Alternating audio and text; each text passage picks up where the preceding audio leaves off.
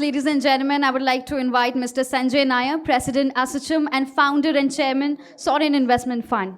Sir, please.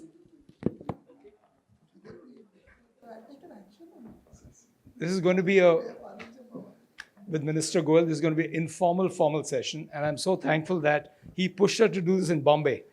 The crowd is better. They're real people here, okay? So let this not go viral. Last time I said this in Bangalore, it went viral, okay? But the fact is, thank you for coming. And I think we as chambers want to collaborate with everyone. So we have our FICCI friends here, CI friends are not here. But we're just good friends. I think you've been driving this collaboration.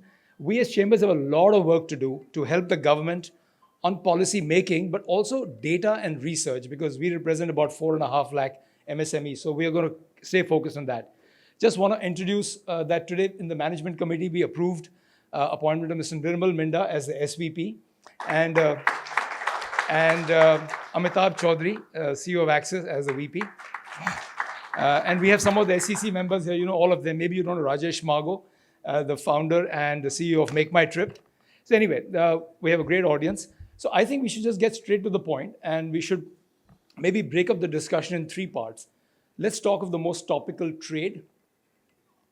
What are the negotiating doctrines and principles that you are following as you negotiate in the interest of India, but also to help our manufacturers capture large markets like EU and US and UK?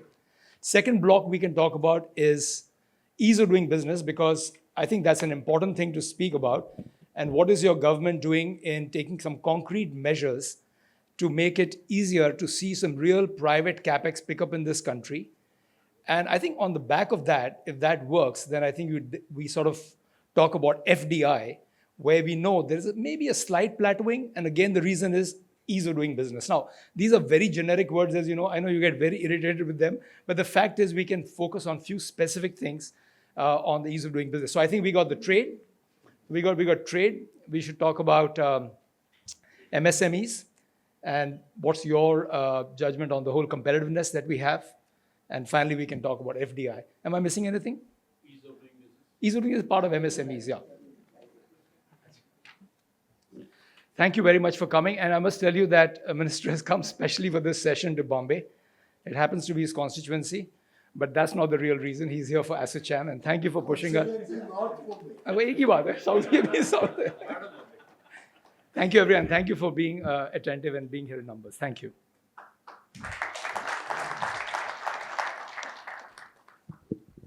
So I thought maybe we'll just kick off with the principles that you're keeping at the back of your mind as you negotiate India's interests in the global marketplace, which is pretty much in turmoil and dealing with some unpredictable folks. So maybe I open it. No, I'm okay.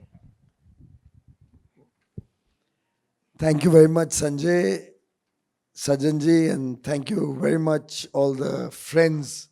And I think I could almost recognize 50% of the people around the room.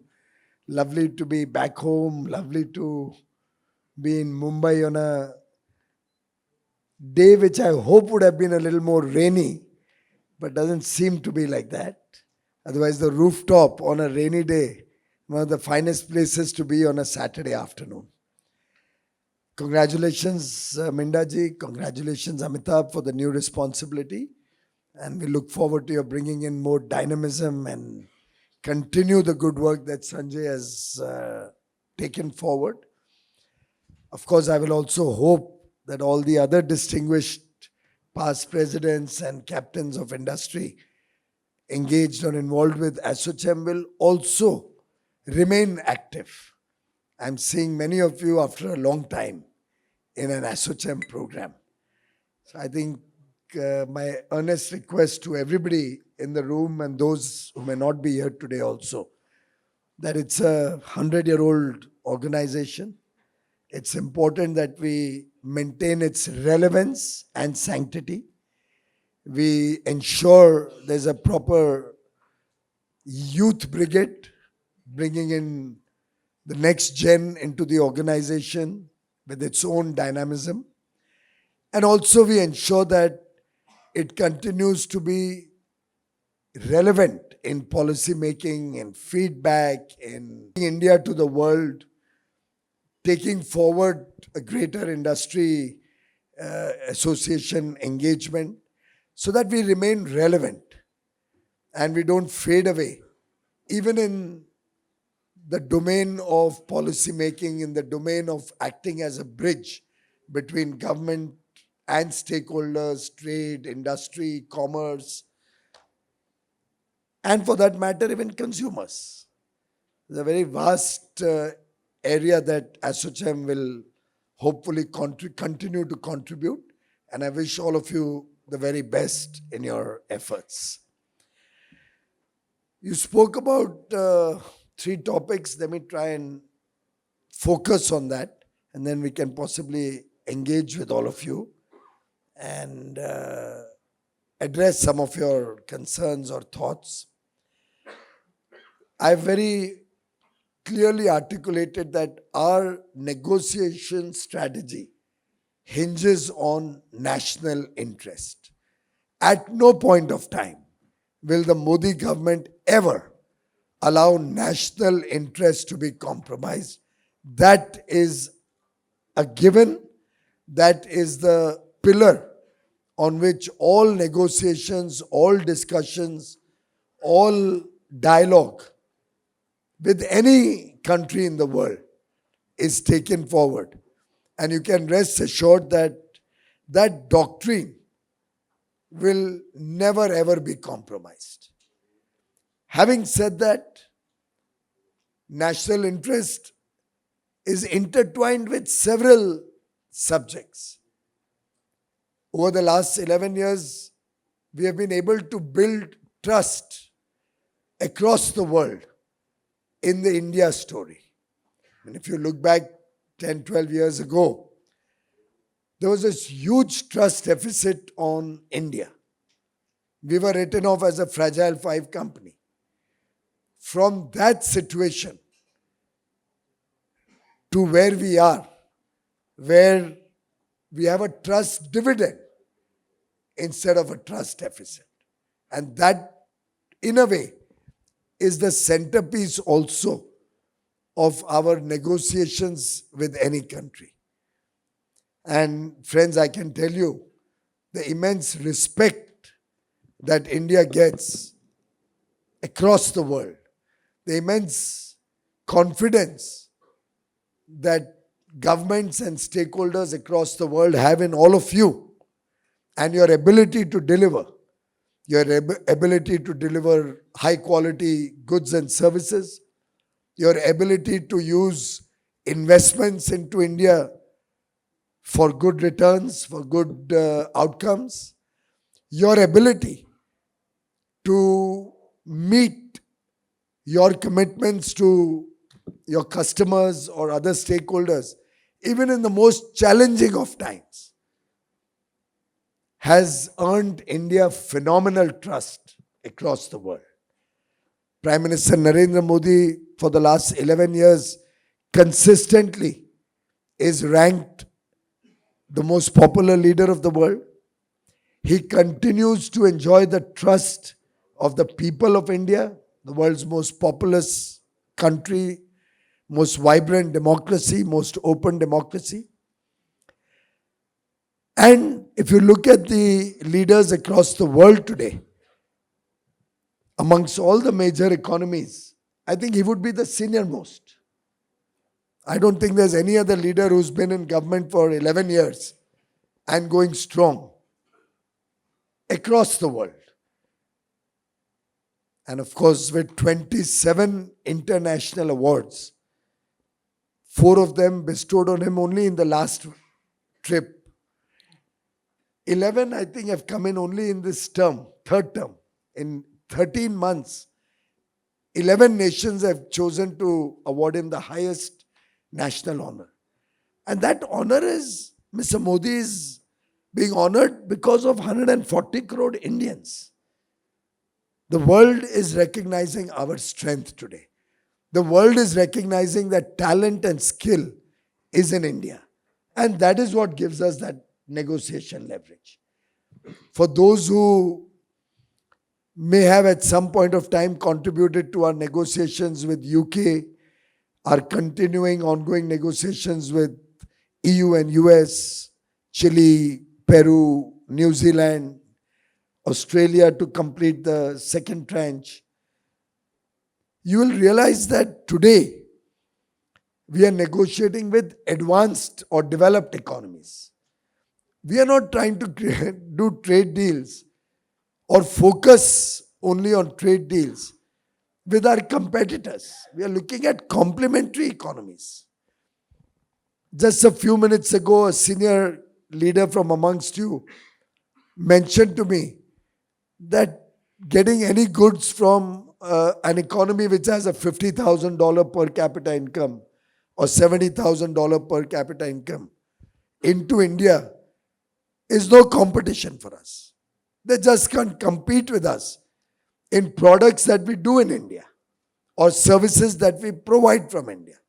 There's no way at that labor cost, at that per capita GDP, they are in any way a competitor to us for what we do. What they can provide us actually complements and supports our own development growth journey. And therefore, another focus has been on the developed economies when we are talking about trade. Of course, protecting the interests of farmers, particularly our MSMEs and industry in general, is a very, very strong imperative in every negotiation.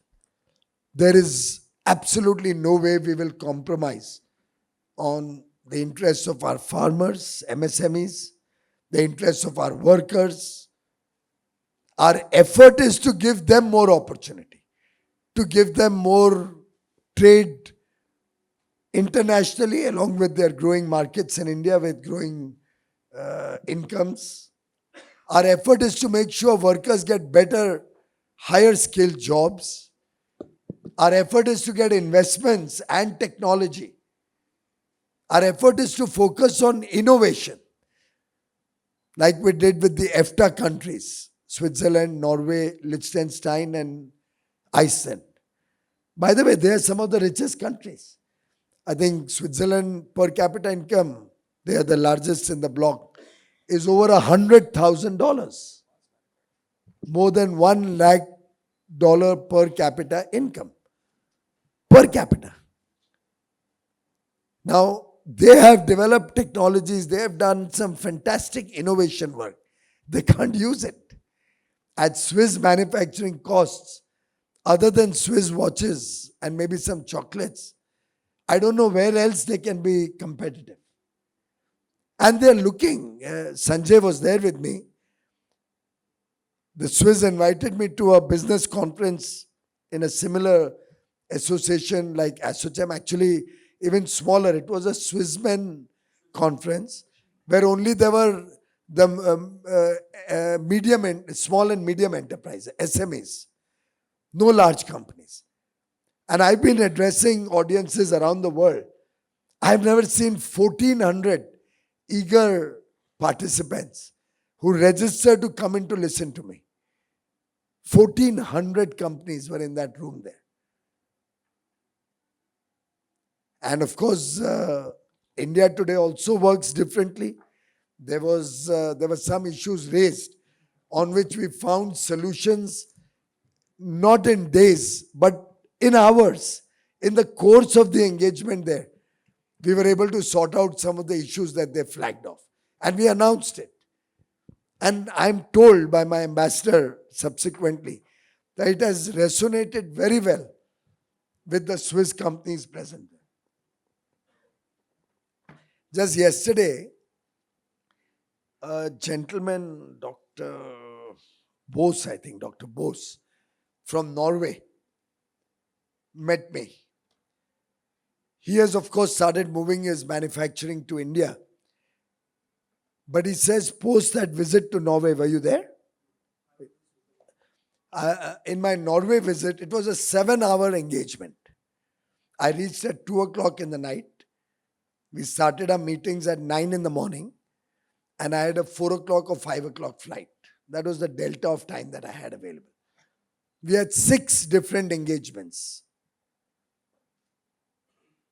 in those 7 hours that I was there, working hours. And post that, this gentleman who came yesterday told me the buzz across business in Norway is India is our destination. And he says we are looking for good partners. We are looking for companies of repute, good promoters, and the sky is the limit in terms of technologies, in terms of investments that can come from there. Because at their cost of manufacturing, forget going beyond Europe. They can't do any business beyond Europe. And with all the regulatory overburden in Europe, more and more of their businesses are either shutting down or becoming totally niche products or uncompetitive. Given that scenario, and by the way, these 4 countries have committed to invest $100 billion in FDI. I'm repeating, FDI. So Norwegian pension fund investment in our stock market is not covered.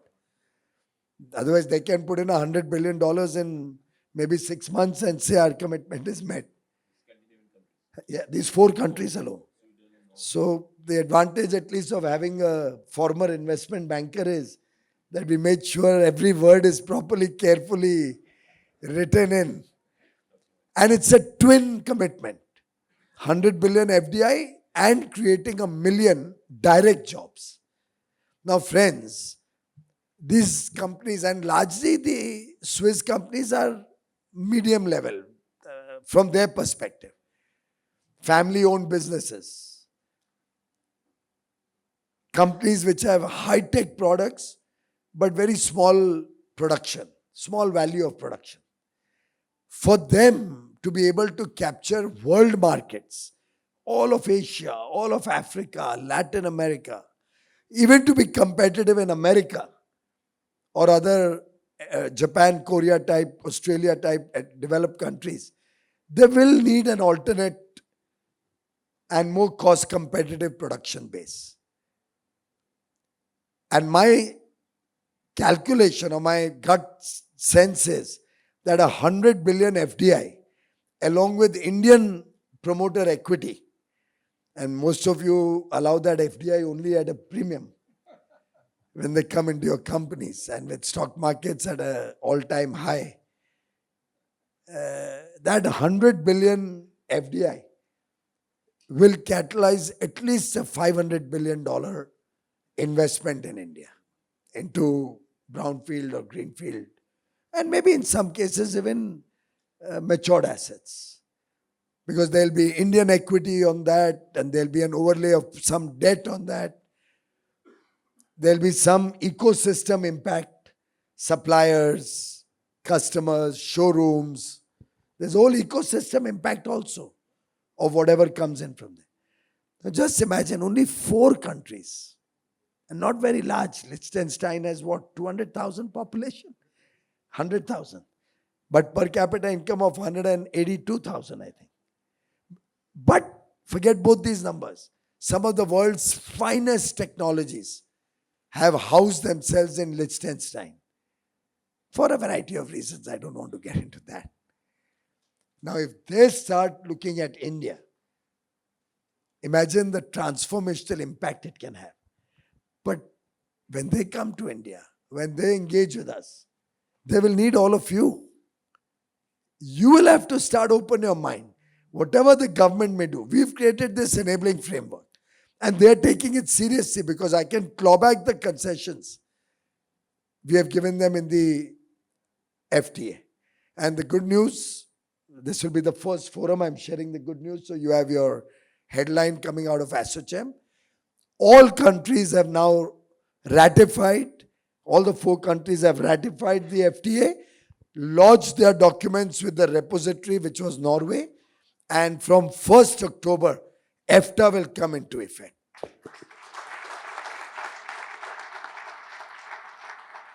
So the Amitabh Bachchan style, the time starts now. And they're taking it seriously.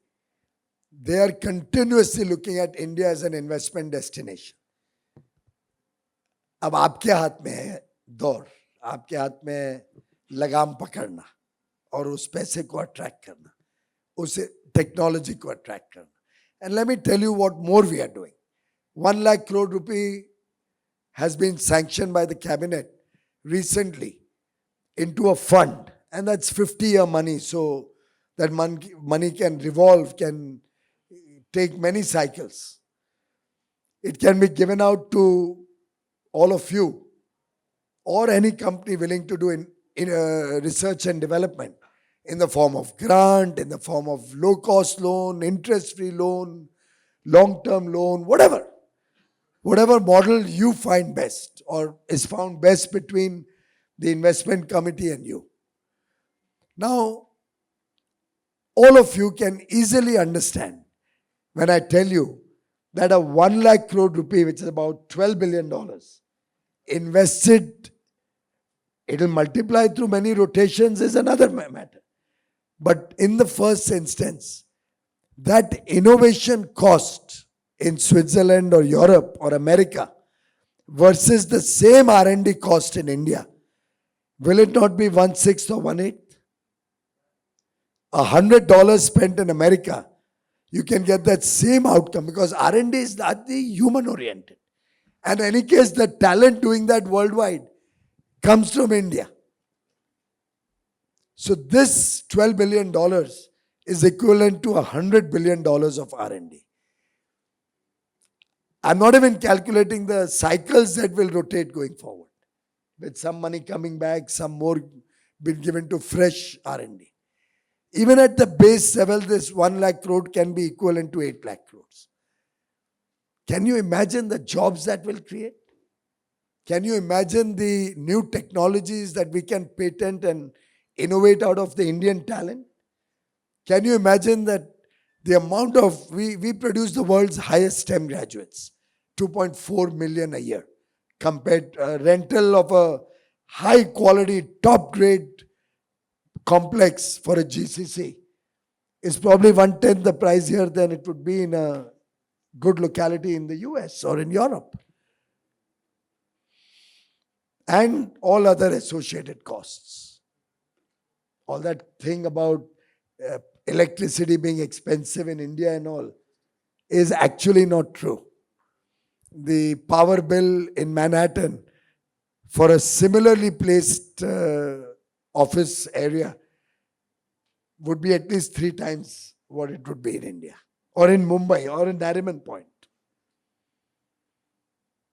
After all, our purchasing power parity GDP is about $15 trillion even today.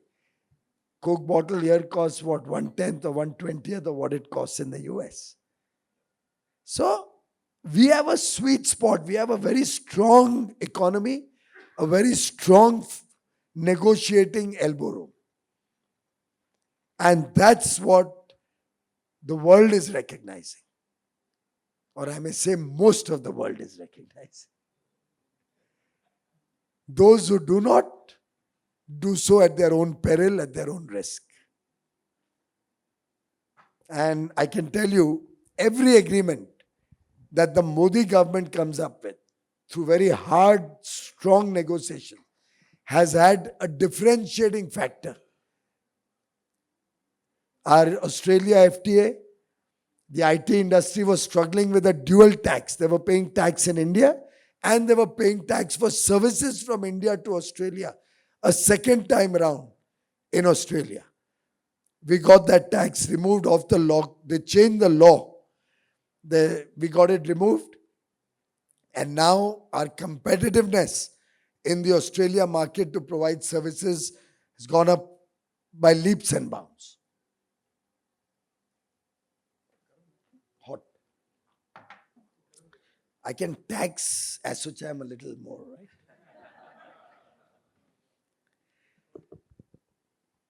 When I did the FTA with Switzerland and all, you know about the $100 billion commitment. And it's not a promise, it's a commitment. I can claw back. When we did the FTA with UK, I asked them, what is in it for me? Oh, UK and blah, blah, blah, a lot of spin. I said, guys, you're a $4 trillion economy. In 2047, what will be your size? Let's look at any mathematics, any compounding. You look at IMF report, look at World Bank report, look at your past 30-year performance, do what you want. By 2047, you won't go to $8 trillion. And India will be a $32 trillion economy in 2047. We have been leveraging the delta of opportunity that all of you have provided through sheer hard work, the dint of the commitment that India and Indian people, 140 crore Indians, have shown the way. That yes, we can aspire, we can dream to be a $30 trillion, $35 trillion economy by 2047. The Panch Pran that Prime Minister Modi laid out on 15th August 2022.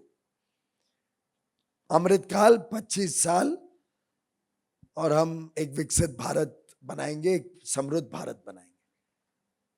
And so you got to give us something more in return to get the trade deal through.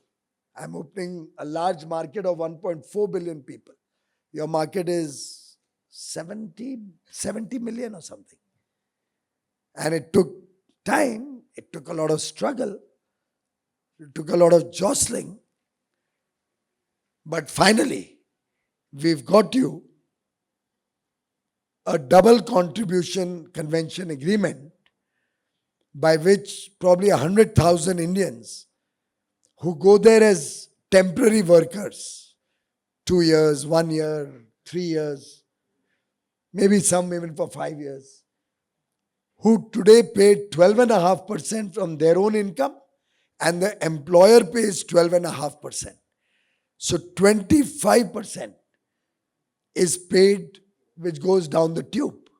Because unless you stay 10 years, you don't get back that money. That's lost money. So for 3 years now, the first 3 years of your employment, you should, if you go for a temporary job which is anywhere up to 3 years, or if your assignment which was for 2 years or 1 year or 3 years gets extended after you've gone there. So there's a change of circumstances. So you went there, let's say, for 2 years, and you got an extension for another 2 years. Out of that period, for the first 3 years, you will not be required to pay that 12.5%. Your employer will not be required to pay that 12.5%. 25% will have to be paid into your provident fund account in India, which doesn't lapse, which is your money. There it lapses, it goes away. Here it will be your savings, your social security, your own account. We'll certify it. The EPF office will certify. Yes, sir. And look at the dead crowd ASSOCHAM has. Or I didn't explain it easy enough to understand.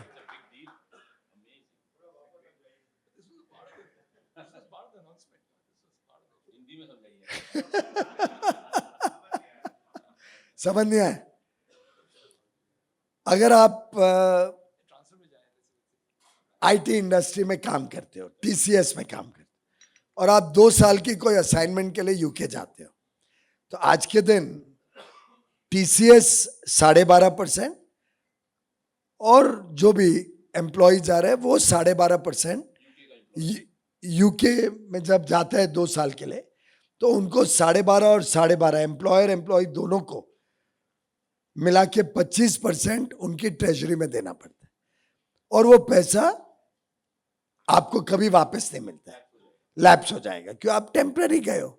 जब तक आप 10 साल नहीं काम करो UK में, तब तक आपको सोशल सिक्योरिटी बेनिफिट नहीं मिलते.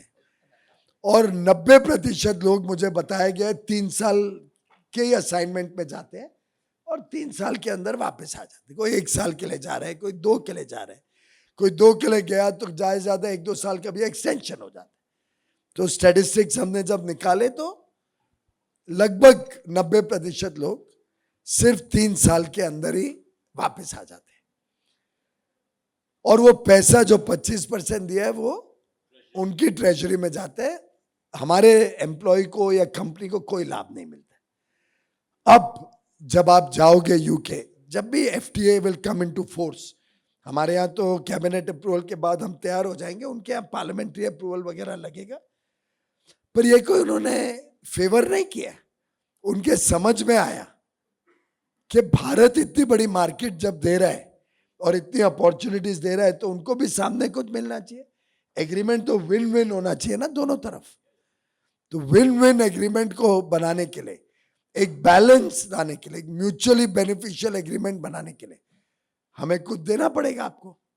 तो अब 3 साल तक जो लोग वहां काम करेंगे, या अगर कोई 1-2 साल के लिए भी गया और उसका एक्सटेंशन हो गया, तो पहले 3 साल के लिए ये जो 25%, 12.5 एम्प्लॉयर का, 12.5 एम्प्लॉय का, अब उनको यूके में पे करने के बदले भारत में पे करना पड़ेगा प्रोविडेंट फंड ऑफिस में, और वो पैसा उनका सुरक्षित रहेगा। आजकल तो 8.25% उस पर टैक्स फ्री ब्याज भी मिलता है, by the way is the best investment. या you right, 8.25% tax free interest rate है। Amitabh, am I right? Tax free 8.25% tax free return. तो उनकी ये पैसा पूरा, तो समझो एक व्यक्ति, यूके के तनख्वाहें आप लोग जानते हैं सब, समझो एक व्यक्ति साधारणतः क्या 60-70 लाख, 100,000 पाउंड, 100,000 पाउंड मतलब 1,36,00,000 रुपए। राउंड ऑफ करता हूं मैं और कंजर्वेटिव हो जाता हूं, 1 करोड़ रुपया। तो 1 करोड़ रुपया पे 25%, आदमी का 25 लाख रुपए हर साल व्यर्थ जा रहा था, जो अब उसके प्रोविडेंट फंड अकाउंट में सुरक्षित रहेगा, उसकी सेविंग होगी, बुढ़ापे का सहारा बनेगा, बीच में कोई दुख सुख आए तो निकाल भी सकता है, काम में आएगा। अब ये कोई छोटी उपलब्धि है?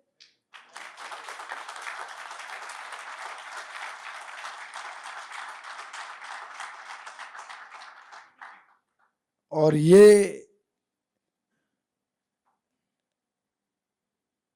मैं समझता हूं हमारे इंडस्ट्री को भी कंपेटिटिव बनाएगा। वहां जो हमारे बिड्स होंगे या जो हम वहां पे काम सर्विसेज ऑफर करेंगे, अब तो ये 25% वॉज रिटन ऑफ, ये तो गया। अब जब 25% सेव हो जाएगा तो हमारी competitiveness in providing services, I tell you simple things.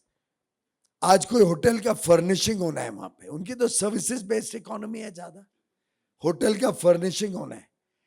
अगर हमारे लोग बिड करें, हमारे प्लम्बर्स, हमारे कारपेंटर्स, हमारे मेसन्स, हमारे पेंटर्स जो पेंटिंग करेंगे, हमारे होम डेकोर के लगाने वाले या ये अपहोल्स्ट्री करने वाले, कर्टन्स करने वाले, कारपेट्स लगाने वाले, ऑडियो वीडियो सिस्टम्स लगाने वाले, वहां तो लेबर है ही नहीं, शॉर्टेज है, मैसिव शॉर्टेज है।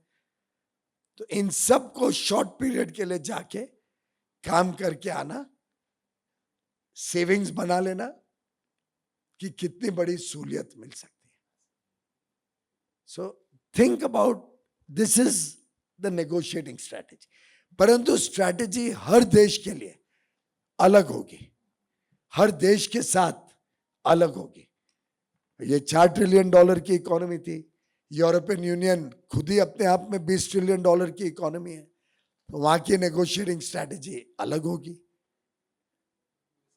तो हर देश के साथ अलग अलग स्ट्रैटेजी के हिसाब से सोची समझी रणनीति के तहत देश हित को प्राथमिकता देते हुए, आप सबको संरक्षित रखते हुए, हमारे किसान, हमारे अन्नदाता, हमारे कामगार, हमारे शिल्पकार, भारत की जो धरोहर है उसको संभालते हुए नए अवसर खुले भारत के लिए, वो सुनिश्चित करते हुए अच्छी ट्रेड डील मिलेगी तो भारत ट्रेड डील करेगा, अच्छी ट्रेड डील नहीं मिलेगी तो भारत कभी दबाव में ट्रेड डील नहीं करेगा।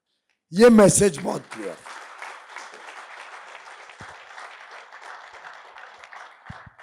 प्रधानमंत्री मोदी जी ने एक बार कहा था, and I'd like to quote, जो इस पूरी चीज को एक वाक्य में समझा देता है।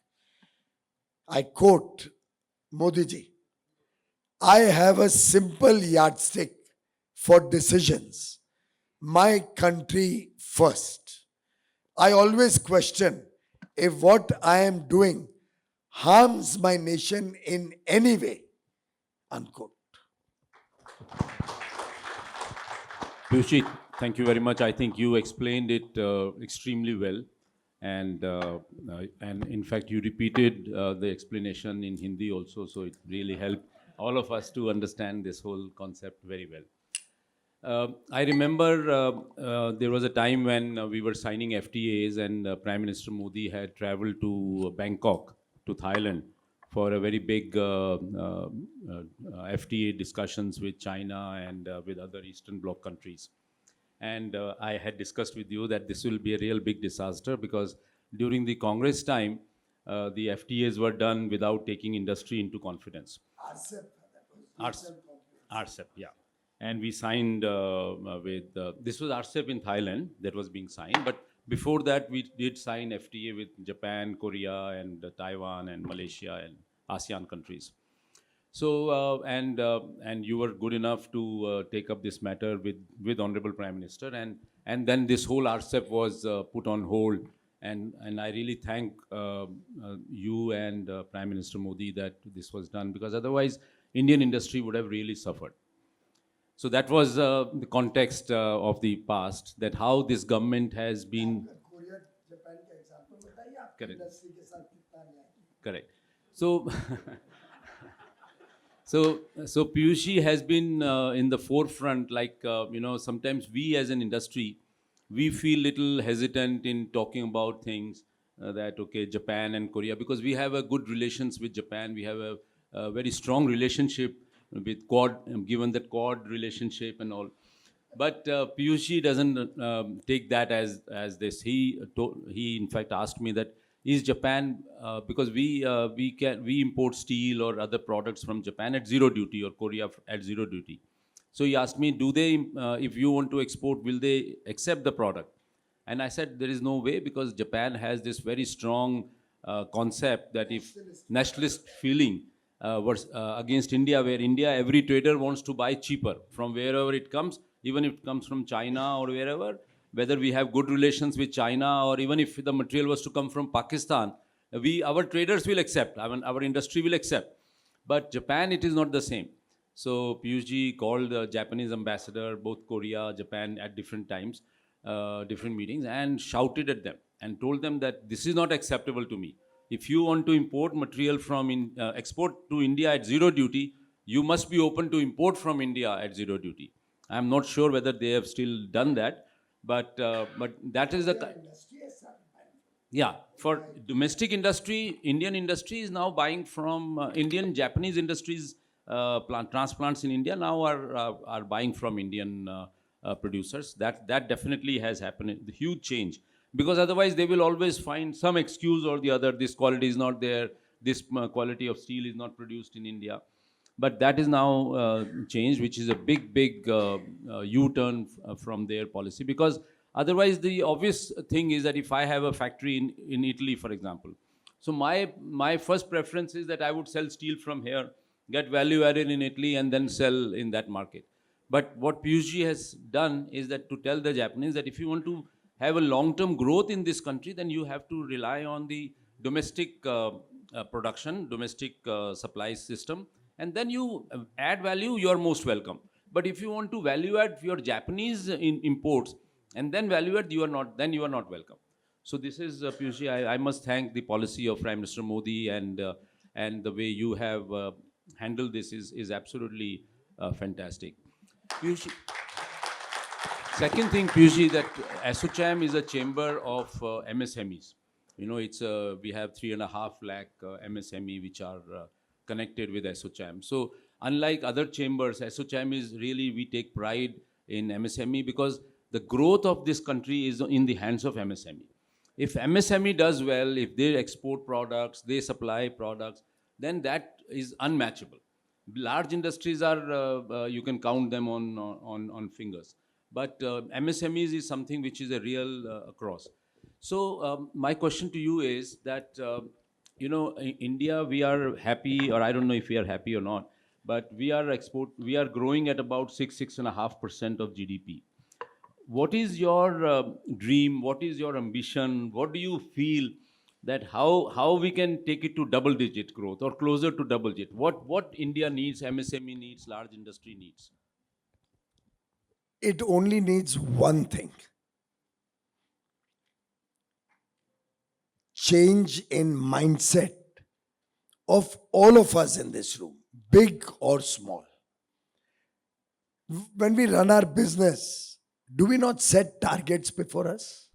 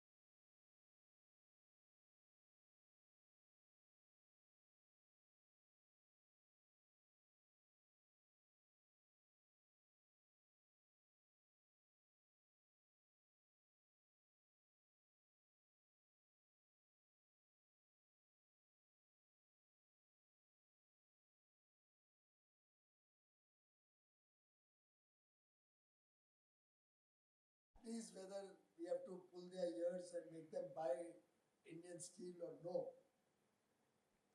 is one aspect. Do we make a conscious effort to be vocal for local? To all of us, and I promise you we do. That is a big gain of our growth story. At the earliest opportunity, we don't mind saving 0.5% in our cost. 0.5% saving. And we won't hesitate to buy from a foreign country. Even though it may be a non-market economy, even though it may be using predatory pricing to infiltrate into India and kill Indian manufacturing, we won't hesitate at all. Otherwise, we wouldn't have had to take 130 anti-dumping cases every year. And that is still when half of you hesitate to file, despite my appeals. Anywhere you find any instance of a surge in imports at irrational prices, below cost prices, please come to the Commerce Ministry with data. We just put a duty on steel, 12% safeguard duty provisionally, without waiting for the final result. We are there to protect all of you against unfair practices, not create a situation where we hurt our consumers, because consumers' rights also have to be protected. That balance we will create between consumer and steel. So when steel got a protection against irrational imports for MSMEs and exporters, steel committed, and they are providing steel required by MSMEs or by exporters at export parity prices, or whatever is that import plats or something, I don't know what we accept, export parity prices, so that your exports don't get hurt, MSMEs don't get hurt. So we have to balance the interests which we are willing to do. That second change, that we support each other is extremely important if we have to have MSMEs grow. A third request from the big business, and I've said it on many occasions, if ASSOCHAM takes the lead, it can be transformational. You have all been deleveraging your balance sheets. I feel very sad.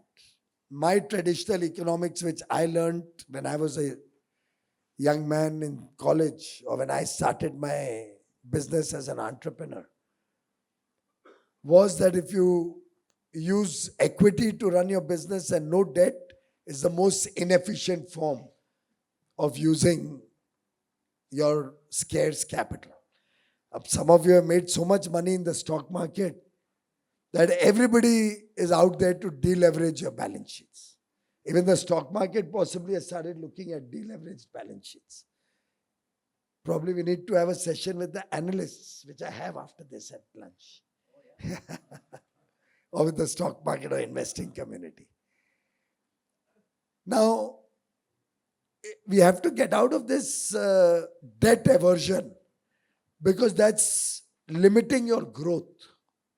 And bankers also need to be more liberal in their debt, not ask for 100% collateral from MSMEs. And we all need to think big. Scale is the only way. Quality and scale. And we have many examples in this room of people who have grown big with the confidence that our product has high quality and we will work to scale, because scale gives us competitiveness. After all these FTAs, all this international engagement, opening new markets, will need production. Will need more ability to export. Today, government doesn't have that scale. We don't have a single plant which has 100,000 workers. Not a single plant. Our competitors have those large plants. That scale makes them 10, 12%, 15% more competitive. Our steel has been successful because we are growing rapidly. Same way MSMEs, we have changed the definition so that you will get the ability to scale up faster. So our MSMEs need to scale up. They need to focus on quality, not fight quality control orders. They are for your good. मेरे को कोई factory नहीं चलानी है जिसके लिए मैं quality control order ला रहा हूं. आप लोग के लिए ला रहा हूं. आपको अनफेयर कंपटीशन फ्रॉम सब स्टैंडर्ड गुड्स से बचाने के लिए ला रहा हूं. भारत के कंज्यूमर्स को अच्छे गुणवत्ता वाला गुड क्वालिटी मटेरियल मिले, कंज्यूमर्स के बेनिफिट के लिए क्यूसीओस ला रहा हूं. पहले स्टैंडर्ड्स थे पर कोई मानता ही नहीं था. दुकान में जाते थे तो पूछना पड़ता था, भैया एक्सपोर्ट क्वालिटी माल दिखाओ. हम सब तो I mean, you remember those days. We have all grown up in that. We went to a shop, भैया export quality माल देना. Auto parts, spares की quality अलग है, OEM की quality अलग है. गलत बोल रहा हूँ भाई साहब? वो जमाना बदलना है. एक ही क्वालिटी भारत में एक्सेप्ट होगी, अच्छी क्वालिटी. ये माइंडसेट अगर आ गया, क्वालिटी, स्केल, इनोवेशन. आज लास्ट 2 years में करीब 1,60,000 पेटेंट्स भारत में रजिस्टर हुए. 1,60,000 जो 10 साल में नहीं होते थे, वो 2 साल में हुए. We are up to date. अभी हमारे पास शॉर्टेज है. We don't have enough work in the patents office. इससे इनोवेशन के लिए पैसा दे रहे हैं कि और इनोवेशन और नए भारत में शोध हो, नया अनुसंधान हो, नया नवाचार आए भारत में. So our potential is huge. Problem हमारे माइंड में है. हम अपना पोटेंशियल नहीं समझ पा रहे. आखिर जब हाई क्वालिटी बिल्डिंग्स आपने शुरू की, तब भारत में इस क्वालिटी की बिल्डिंग्स नहीं बनती थी. आज सब लोग रिकॉग्नाइज करते हैं, वैल्यू देने के लिए तैयार है कि अच्छी बिल्डिंग में जाना है, अच्छे घर में रहना है. तो हम सबको अपना माइंडसेट बनाना पड़ेगा. हमको डबल डिजिट ग्रोथ में जाना है. हम हाई क्वालिटी प्रोडक्शन ही एक्सेप्ट करेंगे. हम एक दूसरे का सहयोग करेंगे. हम नवाचार में इन्वेस्ट करेंगे, इनोवेशन में. ये एडवांस कंट्रीज की आप हिस्ट्री पढ़ लीजिए, डेवलप कंट्रीज की. एक देश ऐसा नहीं है जो डेवलप हुआ बिना इनोवेशन और R&D के, एक देश नहीं मिलेगा unless they strike it rich in oil and gas. वो भी अब समझ गए। आप सऊदी अरेबिया जाइए, उनका सैबिक देखिए, दे आर इन्वेस्टिंग हेविली कि उनके ध्यान में आ गया आगे चल के ऑयल गैस की वैल्यू घटने वाली। तो अब सैबिक के माध्यम से हाई वैल्यू प्रोडक्ट्स का R&D करने में लगे हुए। भारत में वही चाहिए। तो ये मंत्र अगर हमने फॉलो किया और हमारे FTAs को लेवरेज करके हम सब ग्लोबल मार्केट्स की तरफ जाएं, तो स्काई इज द लिमिट। कई देश डबल डिजिट ग्रोथ 20-20, 30-30 साल तक कर पाए। अब भारत की बारी है और वो आपके हाथ में है। Thank you. Can we take a few questions? Yeah, please. Please ask some questions. Ministers agreed. Thank you. Don't say please ask questions. If they don't want to ask, I have no problem. After this speech, if they're not got hillified, they're a problem. Thank you. I think you have explained the way you have been able to implement the FTA and the negotiations globally. So just one thing, as you rightly said about the debt aversion and the deleveraging which is happening in the country in the last couple of years, couple of my perspectives and what I have seen in my last 35 years of my experience and now, today what has happened is people have got, one, the markets have supported the capital raise, which is good because capital strengthening is important, was important in the economy and businesses had to strengthen that. However, what has happened, there's a very high fear with organizations. When I talk to even MSME companies on today, who are genuine and they're putting their capital, they are afraid of debt today because they are finding that if there's one mistake which happens or one error which happens, his all capital, everything goes away. That is very, very important for, especially for the MSME sector. So what they see, okay, let me not leverage, let me keep the capital in the markets. Therefore, there's a huge money going into the capital markets and they don't want to take a risk. So that risk aversion is very high because they see that when I put capital and if I take a debt, I've had it. That fear has to go away. And the second thing is the judicial system. I must say, I must compliment that recently I read that the government is working on to declutter the courts and the government, all the litigant, because major litigant has been the government, to try to reduce that. Because things get stuck for long years and years and businesses suffer heavily. So some of these bottlenecks, if it is further corrected, I think India has a huge potential, as you have said. Thank you. See, first of all, about the fear psychosis, कई बार life में एक jolt देना जरूरी होता है। आखिर Colgate ने क्या किया देश में? I was coal minister for 5 years. I was the first coal minister who lasted 5 years. Because मैंने देखा, मेरे वहाँ बोर्ड लगा रहता है ना सरकार में, तो मैं एक दिन देखा या शायद somebody saw it and he told me कि और कोई कोल मिनिस्टर इतना लंबा नहीं रहा है जितना तुम रहे हो। फिर मेरे बाद प्रहलाद जी भी शायद 5 साल रहे, आई थिंक, या। क्योंकि एक कोयले में मुझे याद है किसने कहा था, दिग्विजय सिंह जी ने।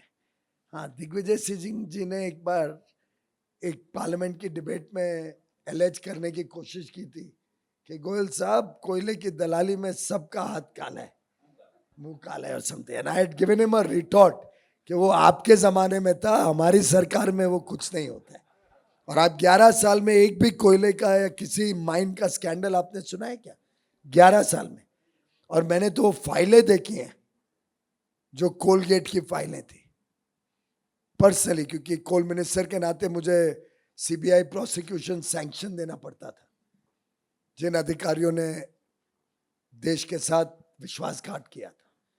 तो रात रात भर, ईमानदारी से, इफ यू समबडी आस्क सीमा, रात रात भर बैठना पड़ता था। 20-20 फाइलें डाइनिंग टेबल पे, इधर से ये रेफरेंस लो, ये लो। I have to personally do it. I am not allowed to take any legal assistance. I have to see those files and write speaking orders, why I am giving, और if I reject, why I am rejecting prosecution sanction. और UPA ने देखिए कितनी चतुराई की थी. थोड़ा परिप्रेक्ष्य से दे रहा हूं कि आपके जवाब का जरूरी है वो. यूपीए ने चतुराई क्या की, पकड़े गए, सीएजी की रिपोर्ट आ गई, वो जोल्ट क्यों देना पड़ता है, जोल्ट लगा. उन्होंने चतुराई से खुद अपने सेकेंड टर्म में, ये स्कैंडल पूरा हुआ था 2007-8 में, और आपकी स्टील कंपनी को तो शायद एक भी कोल माइन नहीं मिली होगी जिसको चाहिए, जो जेन्युइन एक्चुअल यूजर है. कोल माइन कैसे दी जाती थी, एक स्टीयरिंग कमेटी बैठती थी. स्टीयरिंग कमेटी उद्योग भवन में, या कहाँ है कोल मंत्रालय, कृषि उद्योग भवन में ही है मेरे ख्याल से, उद्योग भवन के कॉन्फ्रेंस रूम में स्टीयरिंग कमेटी बैठती थी. जितने एप्लीकेंट्स हैं, कभी 50, कभी 70, आपके लोग भी बैठे होंगे वहां पे जरूर, क्योंकि कई लोग मेरे पास आके बताते हैं बाद में क्या क्या होता था. वहां सब बैठे हैं ट्विडलिंग देयर थंब, अधिकारी भी बैठे हैं, स्टेक होल्डर्स भी बैठे. कई बार घंटों बैठना पड़ता था क्योंकि पर्ची नहीं आई थी. एक बार तो मुझे बताया गया कि पर्ची, वो सिगरेट का डब्बा होता है ना, किसके पास है सिगरेट का डब्बा, कि आप एक्सपोज नहीं करना चाहते हो आप सिगरेट के डब्बे का ऊपर का जो फ्लैप होता है, वो फ्लैप फाड़ के उसके पीछे नाम लिख के आया था स्टीयरिंग कमेटी में कि ये माइन फलाने को जाएगी. जब एप्लीकेशन आती थी तो रिफर होती थी लाइन मिनिस्ट्री को. समझो कोयले की खदान की application I for a steel company, तो लाइन मिनिस्ट्री स्टील को रिफर होगी. अगर छत्तीसगढ़ में माइन है तो छत्तीसगढ़ को रिफर होगी. अगर एप्लीकेंट समझो उड़ीसा से है तो उड़ीसा को रिफर होगी. अब लाइन मिनिस्ट्री ने सब स्टडी करके कहा कंपनी एक्स इज एलिजिबल. जिस स्टेट में माइन है उसने स्टडी करके समझो एक्स का, या उसने वाई का कि वाई को मिलना चाहिए. जहां पे प्लांट लगा हुआ है समझो जेड है, तो जेड ने कहा ये कंपनी एलिजिबल है, इसको मिलना चाहिए. लेकिन पर्ची आई कि कंपनी ए को मिलना चाहिए, तो कंपनी ए को अलॉट हो गया. और मिनट्स क्या थे, मिनट्स थे, मतलब ये तो स्पीकिंग ऑर्डर दिख रहा है कोई, हाँ मिनट्स ऐसे थे परफेक्ट. आप आरटीआई में निकलवा लीजिए एसोचैम से, अच्छा रहेगा. मिनट्स ऐसे होते थे, ये लोगों ने पार्टिसिपेट किया, एक लिस्ट ऑफ पार्टिसिपेंट्स, उसके बाद 2 कॉलम, ओनली टू कॉलम्स, ये माइन है और ये अलॉटी है.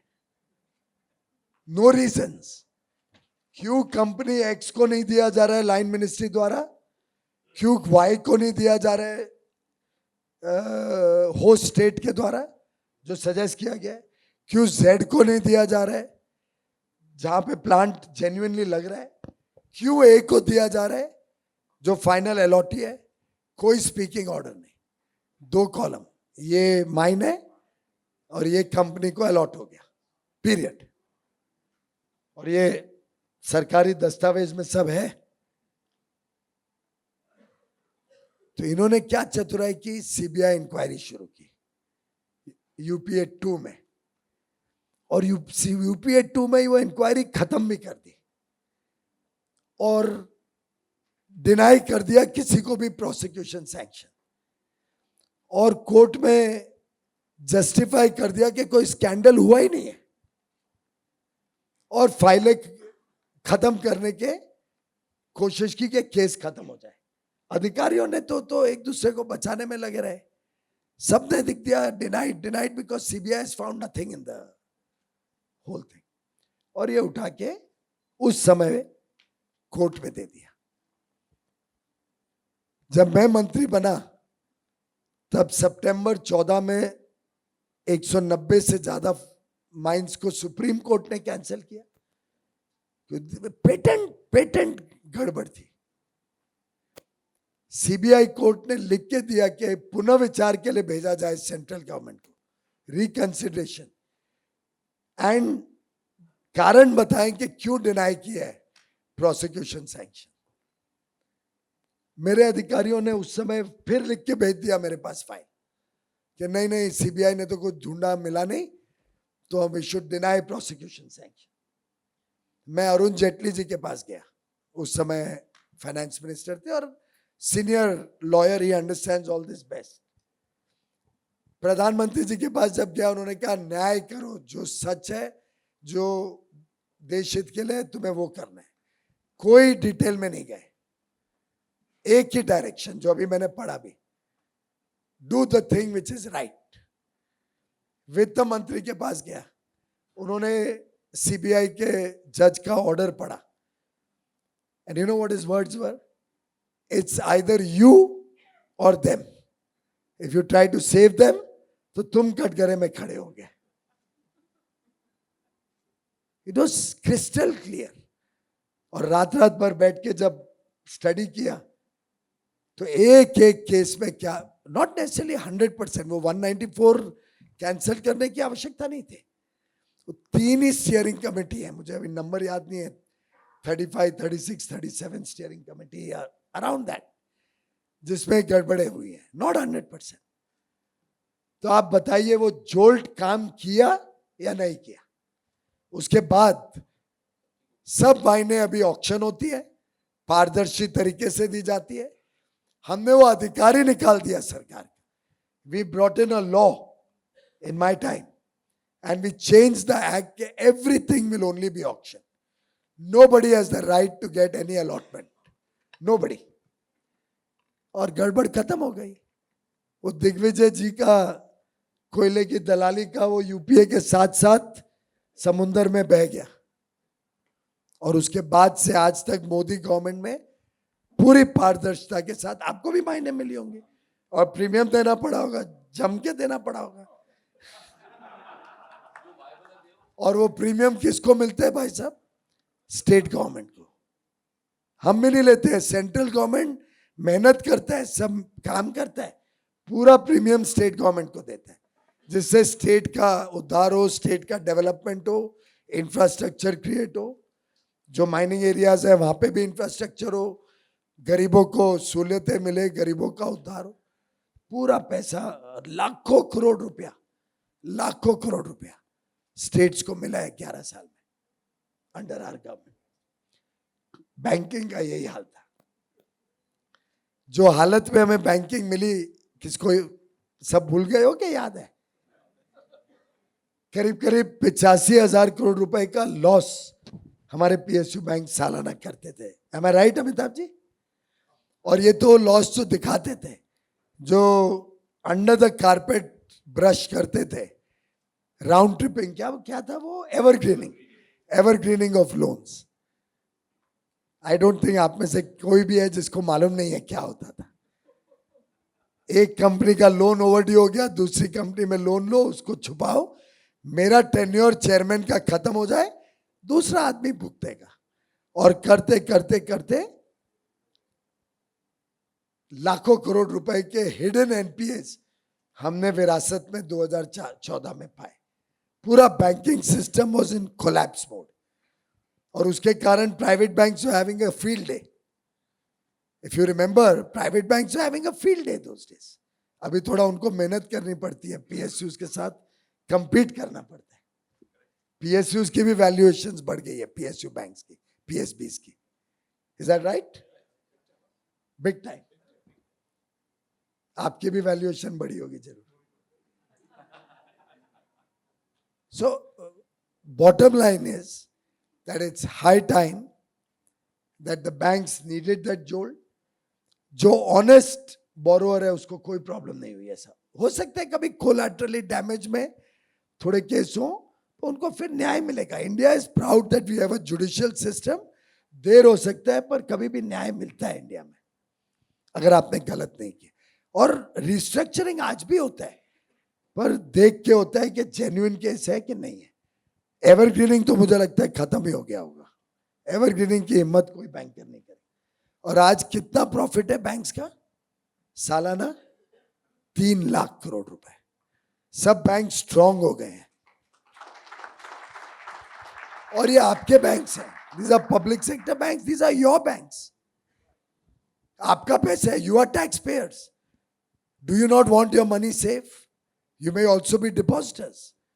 करोड़ों लोग, मेरा पैसा भी FDR में पड़ा है स्टेट बैंक में. I want my money safe. और वो सेफ्टी हमने दिलाई है. अब कोई बैंक डूबेगा नहीं. अब बैंक मजबूत है और उसके लिए हमने लाखों करोड़ रुपए बैंक के कैपिटल में डाला सरकार ने. 2.5-3 लाख करोड़ रुपए तो सरकार ने डाला टू रिकैपिटलाइज किया टू स्ट्रेंथन दीज बैंक्स. सबको स्वायत्तता दी, दैट्स ऑटोनॉमी. आज कोई टेली बैंकिंग नहीं होता है, कोई फोन नहीं करता है दिल्ली से, और ना आपको करवाना पड़ता है लोन देने के लिए. You get loan on your merit, on your credit rating, और पारदर्शिता है. हिम्मत ही नहीं करेगा कोई लोन खराब देने. अब वो जोल्ट में हो सकता है कि कोई 2-4 लोगों पे गलत हुआ होगा, और जरूर न्याय मिलेगा उनको. पर कभी कभी देश हित के लिए और लॉन्ग टर्म के लिए अगर बैंक स्ट्रांग नहीं होते तो आज हम $30 ट्रिलियन की इकोनॉमी का सपना भी नहीं देख सकते. पर अच्छी कंपनियां, और मैं मानता हूं आप में से कई कंपनियां बोरो भी करती होंगी. अगर आपको हिम्मत है और ग्रो करना है, अगर आप छोटा सा रहना चाहते हो, आपकी मर्जी है. जो छोटे रहने में ही संतुष्ट है वो छोटे रह के खत्म हो जाएंगे. क्या है, you need to have the courage of conviction कि जो मैं काम कर रहा हूं मैं ईमानदारी से कर रहा हूं, अच्छा कर रहा हूं. तो बैंक भी वो ईमानदारी देखता है. तो मैं समझता हूं कि थोड़ा डेट एवर्स कम होगी इंडस्ट्री तो देश आगे और तेजी से बढ़ेगा. कैपेसिटीज आएंगी तो हम अंतरराष्ट्रीय मार्केट्स कैप्चर कर पाएंगे, और क्वालिटी फोकस रहेगा तो the world is our market.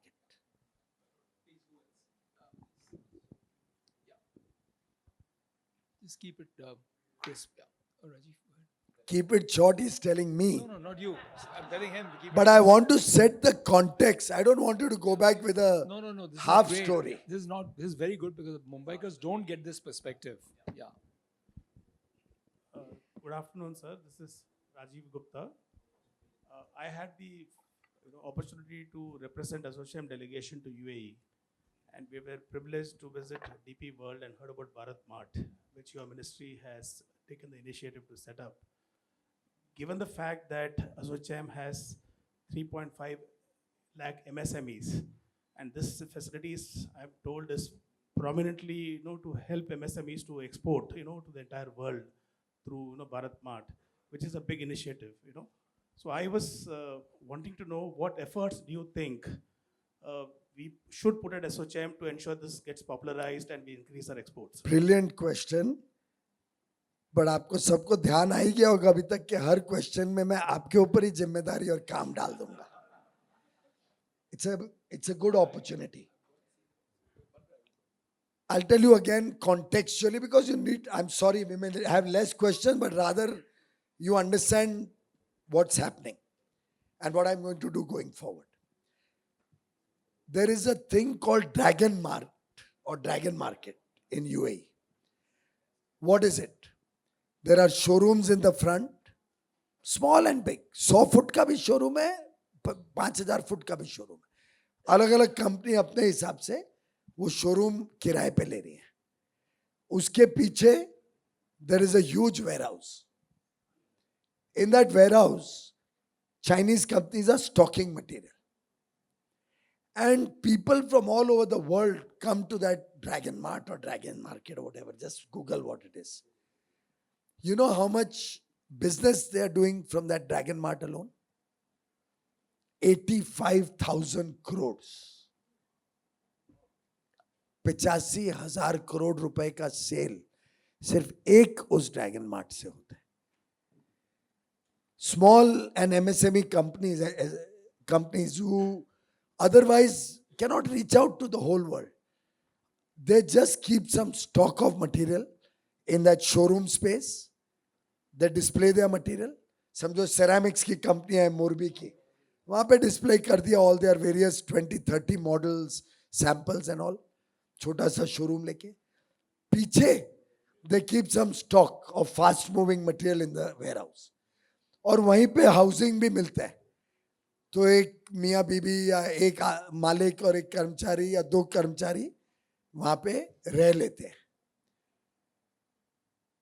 Buyers from 55 African countries, buyers from 6 GCC countries and rich countries, buyers from all of Central Europe, and I don't know where else. They find this a one-stop shop. वहां जाओ, electrical equipment चाहिए, 25 showroom है.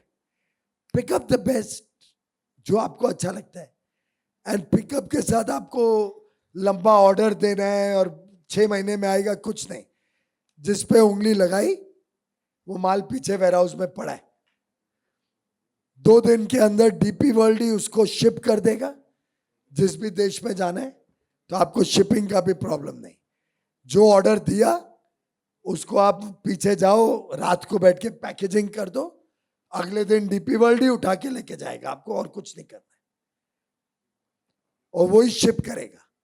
पैसे चाहिए वही factor कर देगा आपका इनवॉइस. रिस्क भी ट्रांसफर हो गया. You get your money also in 1 day, 2 days, 3 days, because material is already approved. If the buyer wants he can go behind to the warehouse and check the material, बोले ये okay, pack कर दो. हाथ की हाथ buyer को भी माल मिल गया, हाथ की हाथ आपको पेमेंट भी मिल गई, और नई मार्केट, 100 देशों की मार्केट, यूरोप, अफ्रीका, जीसीसी, सम एशियन कंट्रीज, सबके लोग उधर जाते हैं. तो ये मैं एक दिन रात को 11 बजे देखने गया था. 11 o'clock I got free after my meetings in Abu Dhabi, so I drove down to see this. I loved the idea, and on the spot I told DP World, आप शुरू करो ये, India will come in. मुझे confidence था हमारे MSMEs इतने अक्लमंद है, इसको ले लेंगे. और if ASSOCHAM ties up, आप अपने सब MSMEs को अच्छी पहले 2-3 साल के लिए वो कंसेशनल रेट पे देने के लिए तैयार है. तो आप सब टाई अप कर लो, वो ज्यादा एरिया नहीं है. अगर अच्छी तरह स्मार्टली करोगे तो 2 हफ्ते में पूरा बुक हो जाएगा, और book it before somebody else does. Mumbai के MSME businesses are smarter than others. Financial capital है. और ये मॉडल अगर चल गया तो मैं आने वाले जो अभी स्कीम्स बना रहा हूं टू सपोर्ट एक्सपोर्ट, मैं देश के 10 और देशों में ऐसे ही वेयरहाउस बनाने की कल्पना कर रहा हूं, सपोर्ट करने की. And we'll support you also in the initiative. एकदम कंसेशनल रेट में पहले 2-3 साल देंगे. हो सकता है कुछ लोगों को नहीं चले तो रिप्लेस हो जाएंगे, उनको ज्यादा बर्डन नहीं पड़ेगा. First 2-3 years will make it very reasonable. दूसरे देशों में भी I'll give concession from Commerce Ministry so that you आपके ऊपर बोझ नहीं आए. It's a great marketing opportunity. तो tie up कर लो, नहीं तो और कोई पहले कर लेगा. No, no, we already visited them. Yeah, and I think the ambassador, the Good Council afternoon, General sir. is helping. Yeah. Good afternoon, sir. Thank you. This is Chinmay from Food Chain ID, and thank you for emphasizing on importance of quality. Oh, sorry. Thank you so much for emphasizing importance of quality than just the quantity. So, I'm Chinmay Devagakar, representing Food Chain ID, working in the space of quality, regulatory, sustainability for nearly 50,000 plus companies. My question to you is, there is a regulation in Europe coming up called EUDR, which is European Union Deforestation Regulation. And in this regulation, 7 commodities, including their derivatives, whether it is tire, furniture, paper, any food products, coffee, you have to declare the deforestation data, which is also includes declaration of even farmers, polygon, their complete details, kya khaya, kya nahi kiya, kitne bache hai, kitna ye hai, everything has to be uploaded on their website. Besides this, there are a lot of almost 567 private sustainability schemes which also require this data to be uploaded on their respective portals. So from a country perspective, do we see this as a data security threat? And if yes, is it also a kind of potential non-tariff barrier? It's not much of a data security threat because they will create firewalls by which that data will be protected even in Europe and not be used for any other purpose. That commitment will be there. But it's a non-tariff barrier, undoubtedly. But again, work for all of you. I keep appealing in every engagement, every single engagement. कि industry हमें बताए तो सही कैसे non tariff barriers किस देश में आपको हर्ट करता है, जिससे मैं जब नेगोशिएट करूं या उस देश के साथ बात करूं तो मैं उस नॉन टैरिफ बैरियर को या तो रिजॉल्व कर सकूं और या मैं रिटेलिएट कर सकूं। मैं उनके ऊपर कोई नॉन टैरिफ बैरियर ऐसा डालूं जिससे उनके एक्सपोर्ट भारत में नहीं आ सके। ये मैं बार बार बोलता हूं। आपको जान के हैरानी होगी और मुझे जान के इतना दुख होता है कि हमारी इंडस्ट्री भी ये तो मुझे मालूम है EU डिफॉरेस्टेशन रेगुलेशन तो वी आर वर्किंग ऑन, पर इसके अलावा हजारों और चीजें, हर देश की अलग अलग नॉन टैरिफ बैरियर्स, हर देश TBT SPS के माध्यम से आपको तकलीफ देता है, पर आप लोग कंप्लेन ही नहीं करते हो, इंडस्ट्री को डेटा ही नहीं देते हो, और आपके डेटा ना देने के कारण मैं लाचार हो जाता हूं when I have to negotiate with those countries। तो ऐसी चीजें सबसे पहले तो आप सब स्प्रेड द वर्ड कि ये चीजें लिखना चाहिए, सरकार को पता चलना चाहिए। हम एक एक कंट्री का डॉसियर रखते हैं कि वो मंत्री आएगा तो हमें क्या क्या रेज करना है उनके साथ, उसमें ये पाइल अप होता है। अगर 25-50 चीजें हो जाती है तो मैं उन पर दबाव डाल सकता हूँ। मैं जब रिटेलिएट करता हूँ तो आप लोग ही कंप्लेन करते हो। Not that quality control order is a non-tariff barrier. It's only a way to ensure we get good quality product. But fortunately, it has started hurting some countries.